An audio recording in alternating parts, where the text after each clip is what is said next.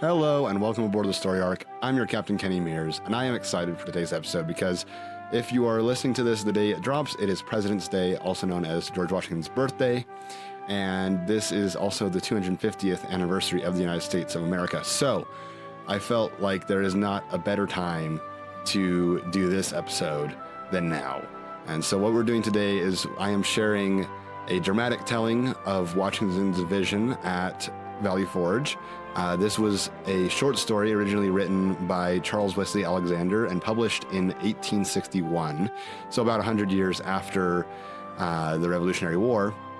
And what this story is this vision that George Washington has of the future of America and these great three perils that America will encounter. And it is fascinating because this started out right as a professional short story and has since made its way into the folkloric canon of things that people say this actually happened to George Washington. Now, there's no actual evidence of George Washington having had a vision like this, but it is a really neat example of how, published fiction has worked its way into the folklore that surrounds the early revolution of the United States of America. So sit back, enjoy, and I hope that this telling is very fun for you. You doubtless heard the story of George Washington's going to the thicket to pray in secret for aid and comfort from God, the interposition of whose divine providence brought us safely through the darkest days of tribulation. One day, I remember it well, when the chilly winds whistled through the leafless trees. Though the sky was cloudless and the sun shone brightly, he remained in his quarters nearly all the afternoon alone. When he came out, I noticed that his face was a shade paler than usual. There seemed to be something on his mind of more than ordinary importance. Returning just after dusk, he dispatched an orderly to the quarters who was presently in attendance. After a preliminary conversation of about an hour, Washington, gazing upon his companion with that strange look of dignity which he alone commanded, related the event that occurred that day. This is George Washington's vision. This afternoon, as I was sitting at this table engaged in preparing a dispatch, something seemed to disturb me. Looking up, I beheld standing opposite me a singularly beautiful female. So astonished was I, for I had given strict orders not to be disturbed, that it was some moments before I found language to inquire the cause of her presence. A second, a third, and even a fourth time did I repeat my question, but received no answer from my mysterious visitor, except a slight raising of the eyes. By this time I felt strange sensations spreading through me. I would have risen, but the riveted gaze of the being before me rendered volition impossible. I essayed once more to address her, but my tongue had become useless, as though it had become paralyzed. A new influence, mysterious, potent, irresistible, took possession of me. All I could do was to gaze steadily, vacantly at my unknown visitor. Gradually, the surrounding atmosphere seemed as if it had become filled with sensations and luminous. Everything about me seemed to rarefy, the mysterious visitor herself becoming more airy and yet more distinct to my sight than before. I now began to feel as one dying, or rather to experience the sensations which I have sometimes imagined accompany dissolution.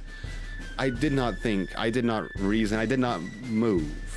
All were alike impossible. I was only conscious of gazing fixedly, vacantly at my companion. Presently I heard a voice saying, "Son of the Republic, look and learn," while at the same time my visitor extended her arm eastwardly. I now beheld a heavy white vapor at some distance rising fold upon fold.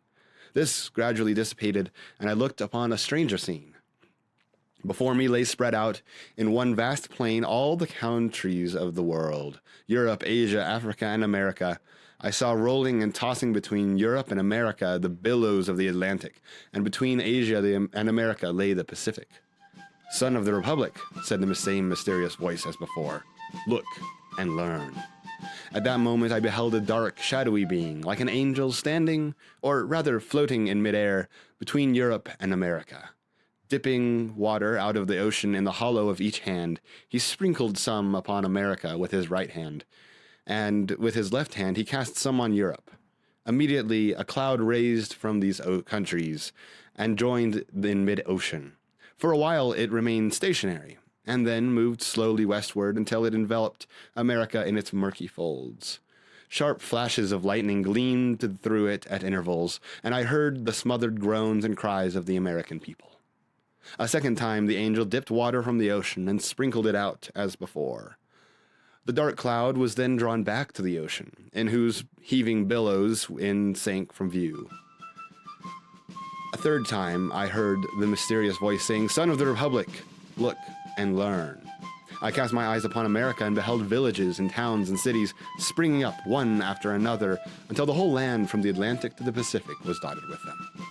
Again, I heard the mysterious voice say, "Son of the Republic, the end of the century cometh. Look and learn."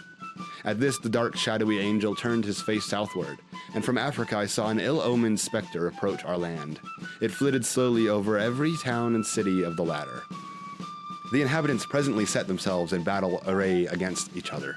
As I continued looking, I saw a bright angel, on whose brow rested a crown of light, on which was traced the word Union, bearing the American flag, which he placed between the divided nation and said, "Remember, ye are brethren." Instantly, the inhabitants, casting from them their weapons, became friends once more, and united around the national standard. And again I heard the mysterious voice saying, "Son of the Republic, look and learn." At this, the dark, shadowy angel placed a trumpet to his mouth, and blew 3 distinct blasts. And taking water from the ocean, he sprinkled it upon Europe, Asia, and Africa. Then my eyes beheld a fearful scene. From each of these countries arose thick black clouds that were soon joined into one. Throughout this mass there gleamed a dark red light by which I saw hordes of armed men who, moving with the cloud, marched by land and sailed by sea to America. Our country was enveloped in this volume of cloud, and I saw these vast armies devastate the whole country and burn the villages, towns, and cities that I beheld springing up. As my ears listened to the thundering of the cannon, clashing of the sword, and the shouts and cries of millions in mortal combat, I heard again the mysterious voice saying, "Son of the Republic, look and learn." When the voice had ceased, the dark, shadowy angel placed his trumpet once more to his mouth, and blew a long and fearful blast. Instantly, as of 1,000 suns shone down from above me, and pierced and broke into fragments the dark cloud which enveloped America.